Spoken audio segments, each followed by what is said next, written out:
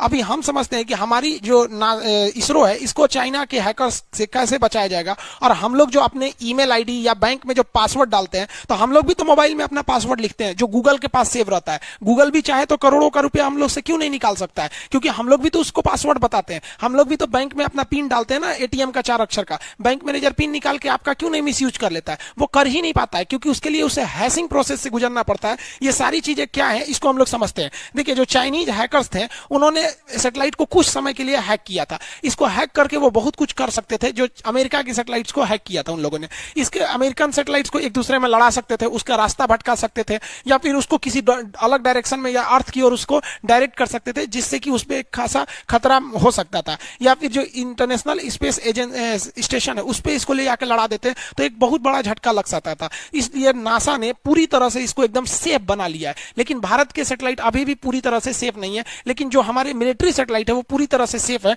क्योंकि चाइनीज जो हैकर्स थे वो भारत के इसरो को, जो इसरो था उसको काफी हद तक उन्होंने टारगेट किया। लेकिन इसरो की जो सैटेलाइट सिस्टम है उसमें 2 तरह के सिस्टम को लगाया गया। जो सैटेलाइट बनाया जाता है, इस सैटेलाइट में एक ट्रांसपोंडर लगाया जाता है। ट्रांसपोंडर का मतलब होता है ट्रांसमिट करना और रिस्पॉन्ड करना। मतलब आपके जब आप यहां से ट्रांसमिट कर रहे हैं सैटेलाइट को, तो ये इसका रिस्पॉन्ड करके दूसरे को देगा। तो ट्रांसमिट एंड रिस्पॉन्ड से बना होता है ट्रांसपोंडर। तो जो इसरो का जो ट्रांसपोंडर होता है इसमें 2 सिस्टम से अवेलेबल है, एक इनक्रिप्टेड है, एक नॉन इनक्रिप्टेड है। नॉन इनक्रिप्टेड हम लोग के लिए यूज होता है जो हम सैटेलाइट में डाटा भेजेंगे। जैसे मान लीजिए हम सैटेलाइट में लिख के भेजे गुड मॉर्निंग, तो गुड मॉर्निंग लिख के चला जाएगा। लेकिन जो इनक्रिप्टेड रहता है ना, उसमें हम गुड मॉर्निंग लिखेंगे तो उसमें कोड लिख देगा, कुछ लिख देगा, पता ही नहीं चलेगा क्या लिखे हैं। ये उसी को पता चलेगा जो रिसीव करेगा, क्योंकि उसके सिस्टम में एक ऐसा सिस्टम लगा है कि जो कोड को वापस उसको इंग्लिश या हिंदी में कन्वर्ट कर सके। तो भारत के जो सिविल काम के लिए जो सैटेलाइट है, जिससे आप डीटीएच वगैरह चलाते हैं, वो इनक्रिप्टेड नहीं रहता है। लेकिन जितने भी मिलिट्री सैटेलाइट है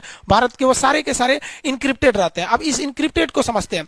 इसी इनक्रिप्टेड सैटेलाइट के आधार पर हम लोग जहाज में वाईफाई को चला देते हैं। जहाजों में वाईफाई नहीं रहता था, अब एक नया सिस्टम के तहत इनमें भी वाईफाई लगा दिया जाता है। इसके ऊपर एक एंटीना होता है। अब एंटीना पहले क्या था कि नीचे के एंटीना से, ग्राउंड से बातें होती थी, जो अंदर की वाईफाई चलती थी लोगों के लिए। पायलट जो होता है वो रेडियो फ्रीक्वेंसी का यूज करता है, तो इसका अलग होता है। लेकिन रेडियो फ्रीक्वेंसी में समस्या क्या, बड़ी भड़ आवाज करता है। इसलिए अगर आप जहाज में बैठे होंगे, कभी पायलट आपको बोलता होगा कि मौसम सही है या गलत, तो उसकी आवाज देखेंगे तो अजीब सी आएगी आपको। तो इसी नीचे ग्राउंड को खत्म करने के लिए हम लोगों ने सैटेलाइट से अब क्या किया, जोड़ना चालू किया। तो ये सैटेलाइट से इस पे हम लोग डायरेक्ट वाईफाई का कनेक्शन देते हैं, जो अंदर जाके सबको डिस्ट्रीब्यूट कर देता है। अब इसकी स्पीड उतनी अच्छी नहीं होती है, क्योंकि अभी हम लोग इसे KU बैंड यूज कर रहे हैं। आगे KA बैंड यूज करेंगे तो इसकी स्पीड तो अच्छी रहेगी यहाँ पर। अब आप जहाजों में देखेंगे तो ऊपर में कई सारे एंटीना रहते हैं। अब जहाज में देखेंगे कई सारे ये सब एंटीना है।